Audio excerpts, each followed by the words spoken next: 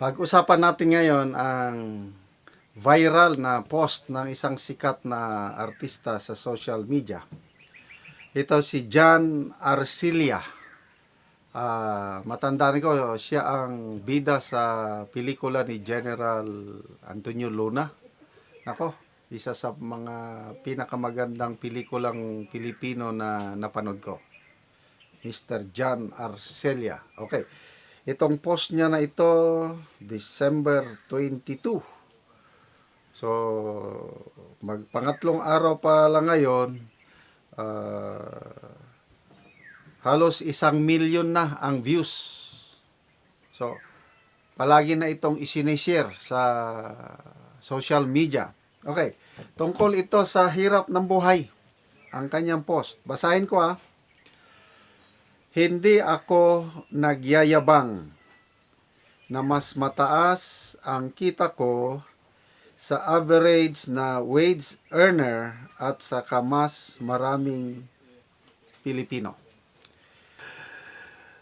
Pero ponye, ang taas na ng bilhin ngayon ng basic commodity sa palengke.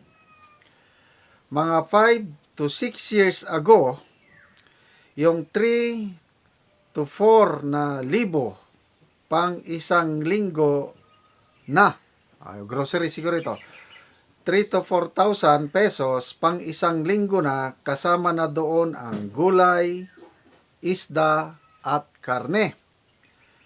1,500 na gulay, pamalengke, 1,500 na isda at karne. Ngayon, pamalingke ng isang linggo, 8 to 10,000 pesos. Pero nalulula na ako sa gastos. Paano pa yung simpleng mamamayan? Kala ko ba titino na tayo? Ano na? Grabe. So, ulitin ko ha. Pang 3 days pa lang ngayon, yung first day niya is 873,000 views. I don't know ngayon, baka more than 1 million na. Ang dami kong nakitang post. Itong binabasa ko, it was shared by June Abenes. Kanina, nakita ko, it was shared by Jay Sonsa, siner ng Inquirer. Ang dami na. Nagpasa-pasa na. Umiikot na sa social media itong post na ito ni John Arcilla. Okay, pag-usapan natin.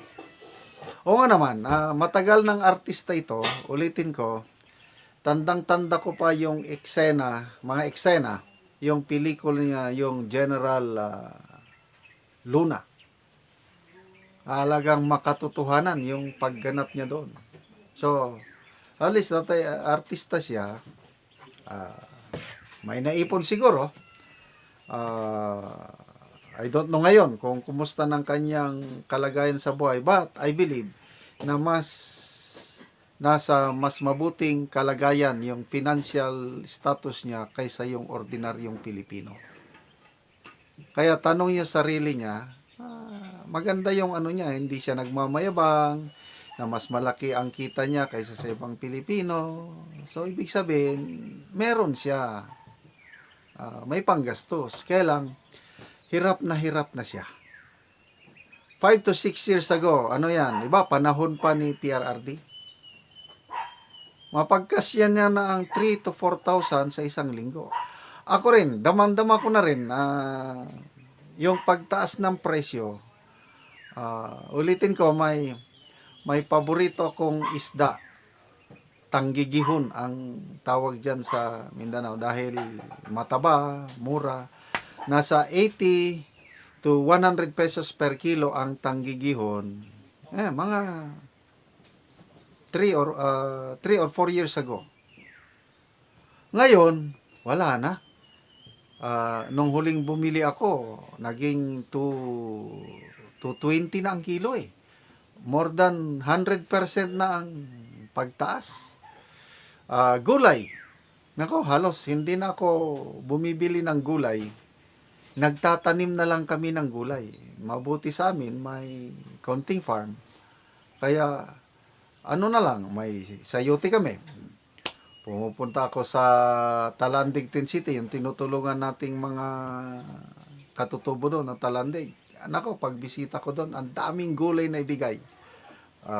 Talbos ng sayote, bunga ng sayote, pako, gabi, kamote, name it. Libre na ang gulay namin kasi nga may natulungan tayo mga nagtatanim ng gulay. Okay. But how about yung mga hindi nakakapagtanim? How about yung trabaho ng trabaho, halos wala nang panahon kundi magtrabaho. Minimum, magkano ba ang minimum wage ngayon? 400 plus. Paano ka mabuhay nung yung 400 plus? Bigas pa lang. Mga 50 plus ang isang kilong bigas. So, magbayad ka pa ng tubig, kuryente, pagkain, pang-eskwela. Hirap na talaga ang buhay ngayon. So, ito na, ano na? Tanong, akala ko ba titino tayo, di ba? Bayan, babangon muli. Sabi ng presidente, stable daw ang gobyerno. Sabi ni Secretary Juan Ponce Enrile, may nag-iingay daw, kailang okay daw. Functioning daw ang gobyerno. Yes, siguro, yung iba't ibang departamento, functioning. Kailang, kumusta ang taong bayan?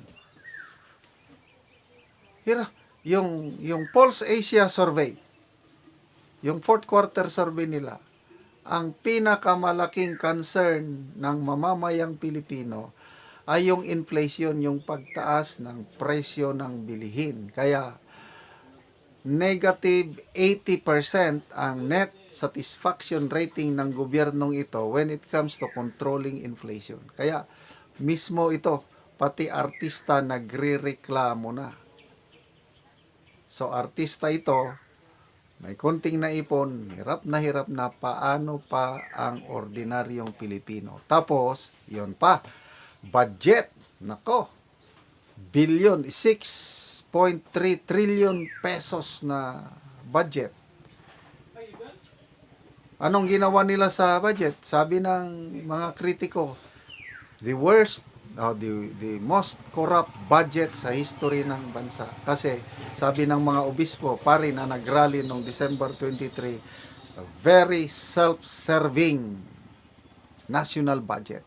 Na ang dalangin ng mga obispo sa rally nila noong December 23 na, Lord, sabi ni Bishop Gaang, huwag mo kaming pabayaan na maghirap sa kamay ng mga mapang-api na mga nanunungkulan.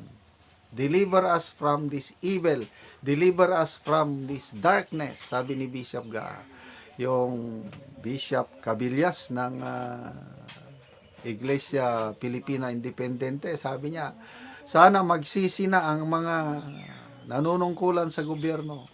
Kung hindi sila magsisi, sana parusahan mo na, dalhin mo na sila sa apoy na hindi namamatay. Grabe. So, yun na po. Ano na ang nangyayari sa ating bansa ngayon?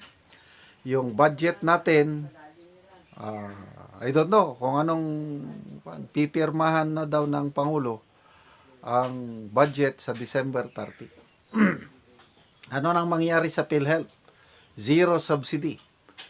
So, kahit anong assurance ng Pangulo na huwag daw tayong mag-alala dahil kahit zero ang subsidy ng PhilHealth, paiigtingin pa daw niya o nila ang serbisyo ng PhilHealth. Mismo nga Malasakit Center na naisabatas na, inalisan na daw ng pundo. Center na lang, opisina na lang nandun.